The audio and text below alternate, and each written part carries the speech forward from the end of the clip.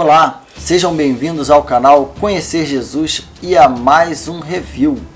E hoje estaremos tratando do livro Teologia do Aconselhamento Cristão de Jay Adams, em continuidade à série de livros sobre aconselhamento bíblico que o canal está trazendo. Fique conosco, depois da vinheta é sobre este livro que estaremos conversando.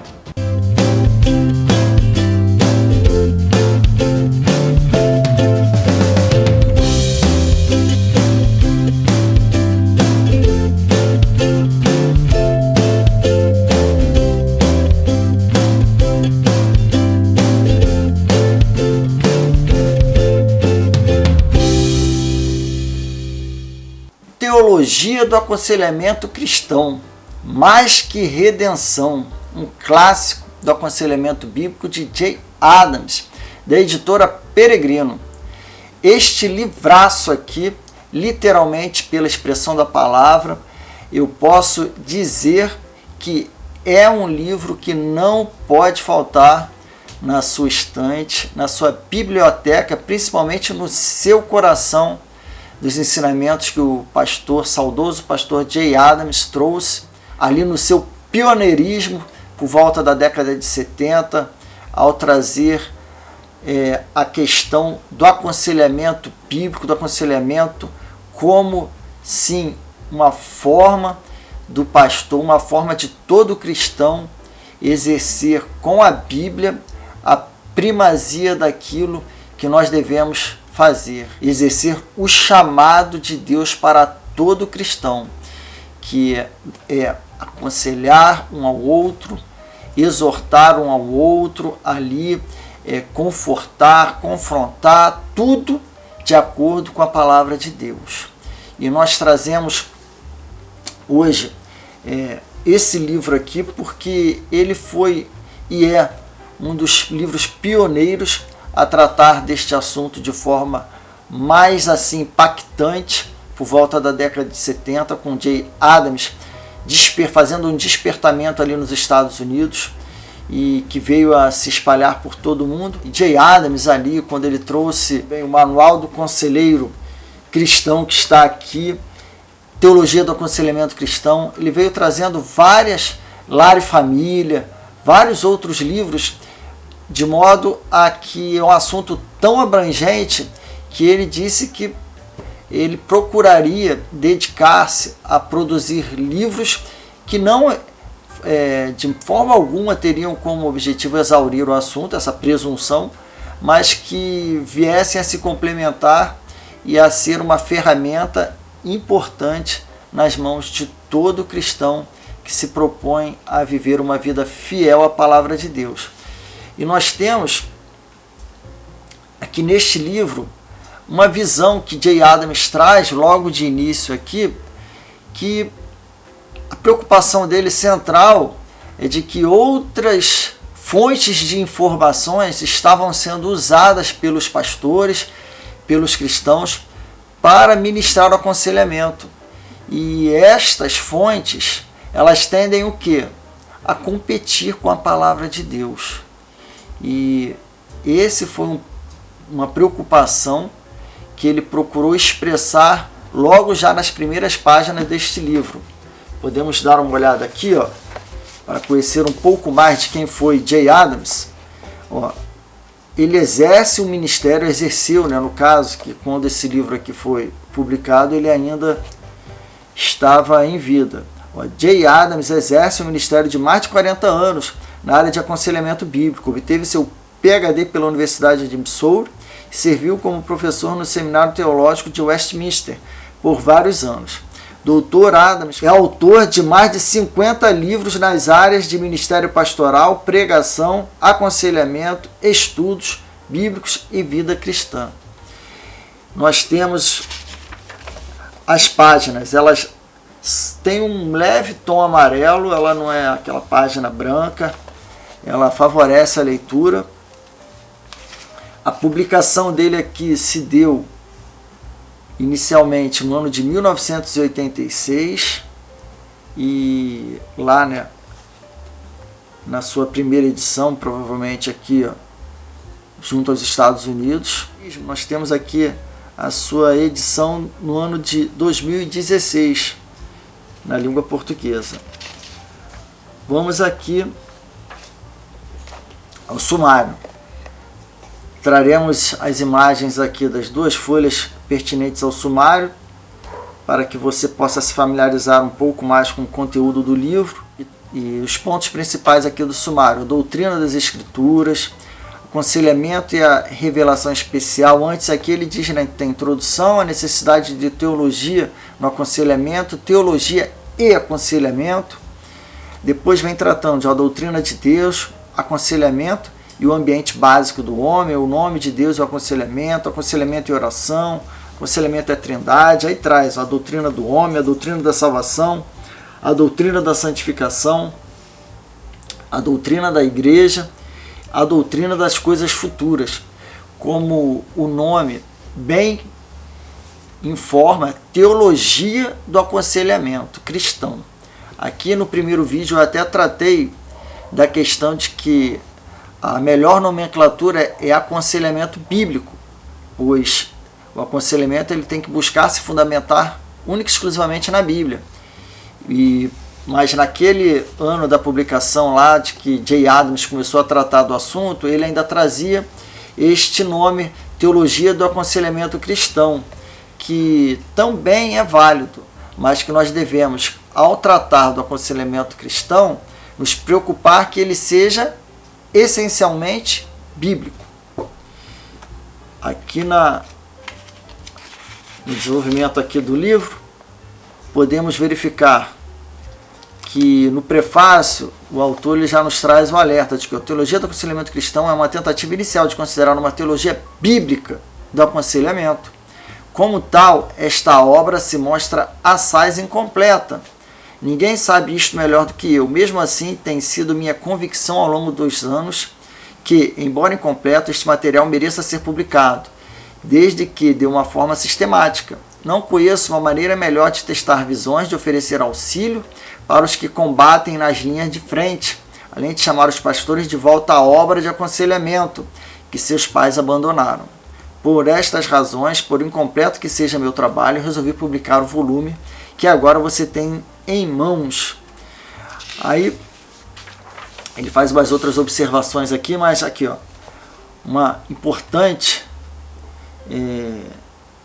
palavra que a gente pode trazer do autor, que nos dá uma visão do que a obra traz, para quem esta obra é voltada, está aqui nas suas primeiras linhas na introdução. Todos os conselheiros têm um objetivo comum, mudança. Ademais, não importa o quão diversos os vários sistemas de aconselhamento possam ser, e de fato são fundamentalmente distintos. Todos eles enxergam uma necessidade de mudança e empregam meios verbais para trazer a efeito esta mudança, que tem como propósito ser benéfica para o consulente. Mas, note bem, estes são os mesmos três elementos essenciais que já demonstrei em outro trabalho serem inerentes à notesia, que ele traz muito a questão do aconselhamento noutético, o principal e mais significativo termo bíblico para aconselhamento. A própria Bíblia nos oferece princípios para o entendimento e engajamento no aconselhamento noutético e orienta os ministros cristãos a tornarem esse tipo de aconselhamento uma parte vida de seu chamado para o ministério da palavra, embora outros cristãos devam igualmente aconselhar sempre que Deus lhes conceder oportunidade. Portanto, aqueles que desenvolvem outros sistemas, aqui ele já vem trazendo esse alerta, baseados em outras fontes de informação, pelos quais buscam atingir os mesmos fins, pela própria natureza do caso, tornam-se competitivos. É perigoso competir com a Bíblia, no sentido de que tal competição se traduz, em última instância, numa disputa com o próprio Deus. Aqui eu trago, em síntese, que ele veio trazer esse chamamento ao aconselhamento essencialmente bíblico, porque muitos, na visão de se amoldarem à cosmovisão secular, a serem mais bem vistos, procuram trazer a psicologia, a psiquiatria, a psicanálise como suas fontes principais e essenciais no exercício do aconselhamento dentro da igreja. Muitos já esqueceram o aconselhamento bíblico, o aconselhamento pastoral, e já encaminham as suas ovelhas diretamente, que estão carecedoras, sedentas, por uma palavra pastoral, para um aconselhamento bíblico, e encaminham eles diretamente para serem tratados por psicólogos, por psiquiatras, psicanalistas, quando que primeiramente eles deveriam ser aconselhados biblicamente, e posteriormente a gente não descarta esses profissionais, estes irmãos que se dispõem a ajudar na tarefa de aconselhamento, mas que entendemos que é uma etapa posterior ali, dependendo de cada caso, que podem ser encaminhados depois do devido aconselhamento bíblico. Não que os cristãos se engajem numa competição objetiva com Deus. Não é este o problema. Mas quando somos fiéis a Deus, nosso dever é deplorar quaisquer conceitos, métodos, sistemas, etc., que se opõem aos conceitos, métodos e sistemas de Deus. Quando as abordagens pagãs são estabelecidas para a realização daquilo que Deus determinou que fosse feito pela Bíblia, tais abordagens devem ser expostas, rejeitadas, combatidas. Contrário ao que muitos podem pensar, os cristãos não invadiram subitamente a cena, desafiando psiquiatras, psicólogos clínicos e conselheiros. Antes, como mostram fatos históricos, estes últimos é que chegaram recentemente no intuito de suplantarem a igreja em sua obra de aconselhamento. Historicamente falando, portanto, competição é um termo deveras acurado para descrever a situação. Aí ele traz que a medicina e a psicologia legítimas, mesmo não tendo qualquer relação especial com o aconselhamento cristão, podem contribuir com este de modo ancilar, como fariam em qualquer outro campo. Mas o aconselhamento cristão não depende de nenhuma dessas ciências. Cristo, perfeito conselheiro, Paulo e a igreja estão totalmente equipados para desenvolver o aconselhamento desde os primeiros dias, de acordo com 2 Timóteo 3, 15 e 17.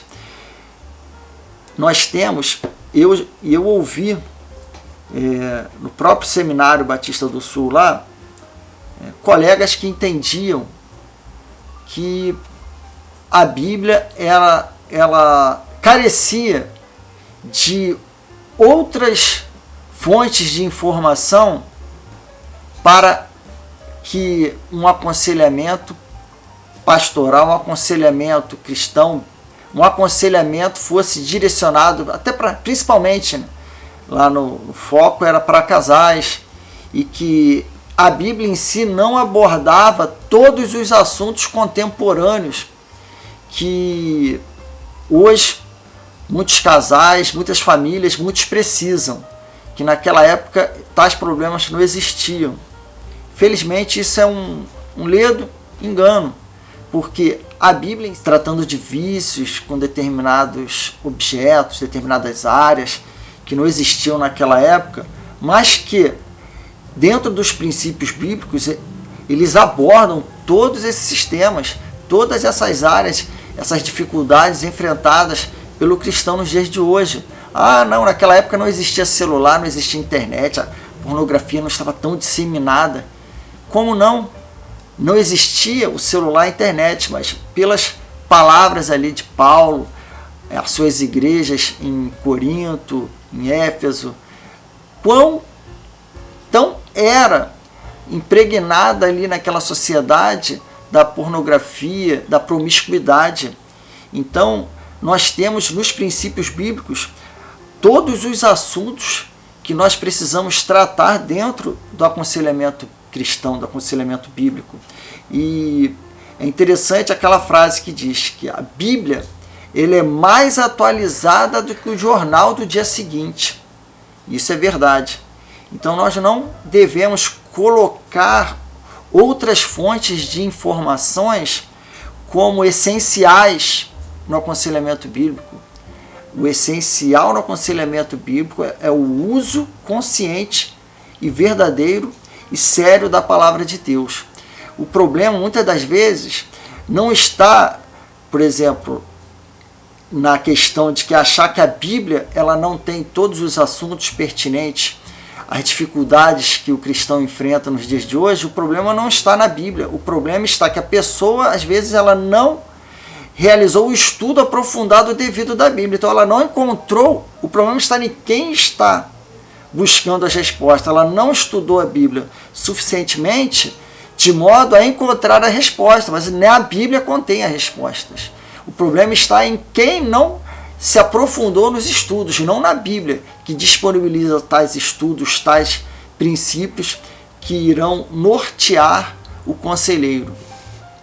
E é muito importante ter aqui, no estudo sério da palavra de Deus, a sua fonte de informação, a sua fonte principal em que o conselheiro bíblico deve beber. Temos aqui, entretanto, devo acrescentar mais um assunto aqui que ele está falando, que entendo ser pertinente à essência deste livro.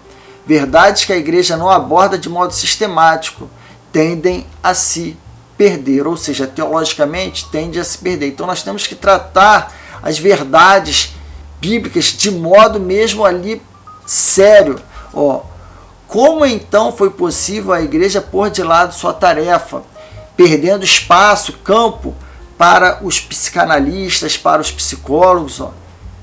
Essa tarefa que foi divinamente outorgada, transferindo-a tão facilmente a outros que propõem diferentes abordagens, as quais não somente diferem do padrão bíblico, como também conflitam com as Escrituras.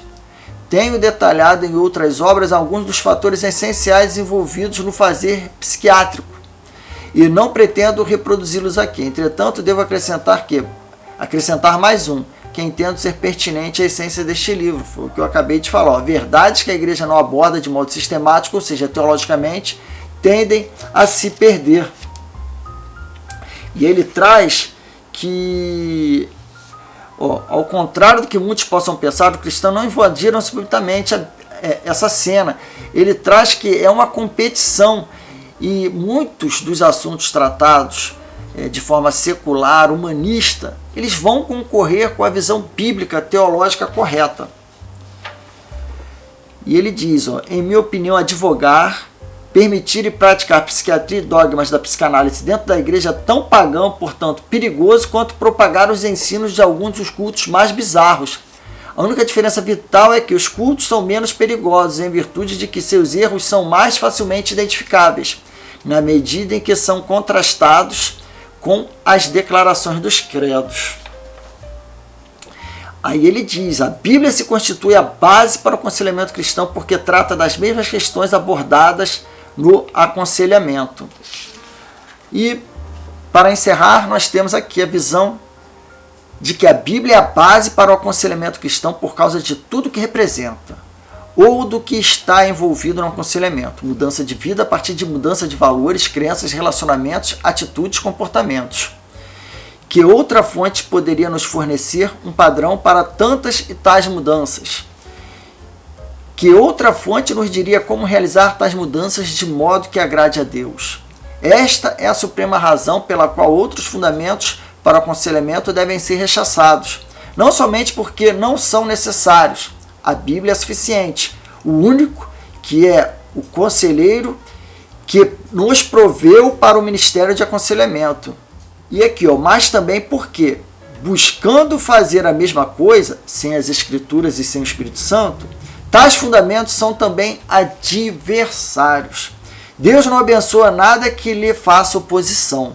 Não abençoa igualmente a desobediência à sua palavra por parte de seus servos. Como futuros ministros da palavra, sejam somente isto, apenas isto, nada além disto, ministros da palavra. Não abandonem a fonte da água viva, trocando-a pelas cisternas rotas dos modernos sistemas de aconselhamento.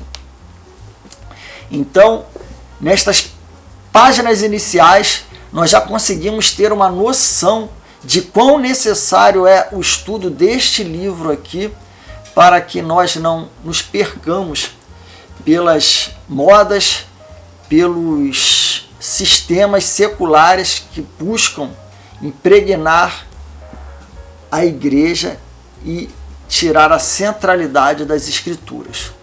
Aqui na contracapa nós temos Teologia do Aconselhamento Cristão. Teologia do Aconselhamento Cristão integra a doutrina bíblica à vida prática. Salvação.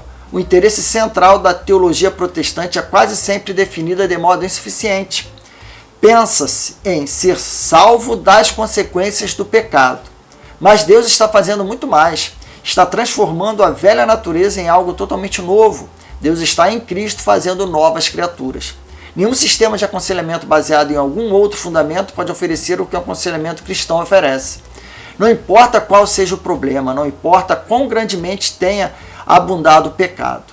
O posicionamento do conselheiro cristão estriba-se na natureza muito mais abundante da graça de Jesus Cristo na redenção. Que diferença isto faz no aconselhamento? Neste livro, o leitor ganhará um insight na rica estrutura teológica que sustenta e direciona uma abordagem bíblica do aconselhamento. A conexão entre teologia sólida e aplicação prática é inspiradora. Eis um livro sui generis. Então está aqui mais um livro que recebe o selo de recomendada compra do canal Conhecer Jesus. E antes de encerrar, trago aqui uma importante informação também em relação à quantidade de páginas do livro.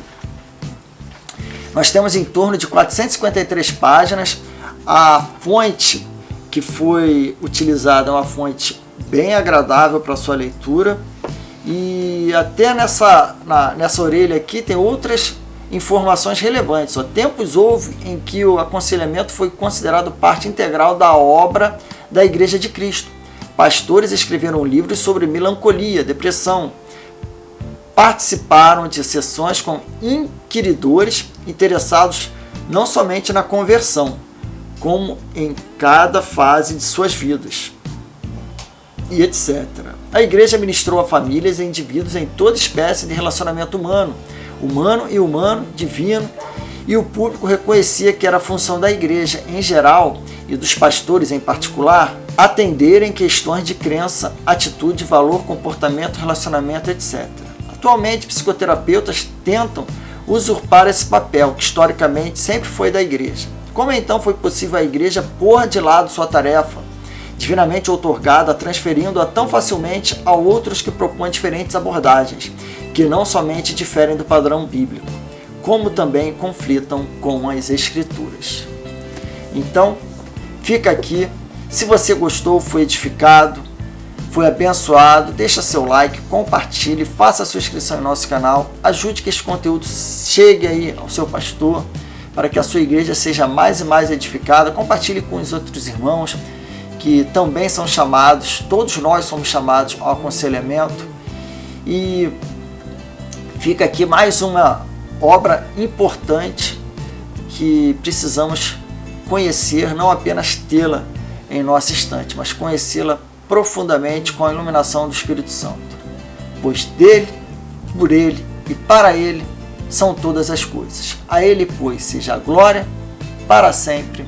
Amém.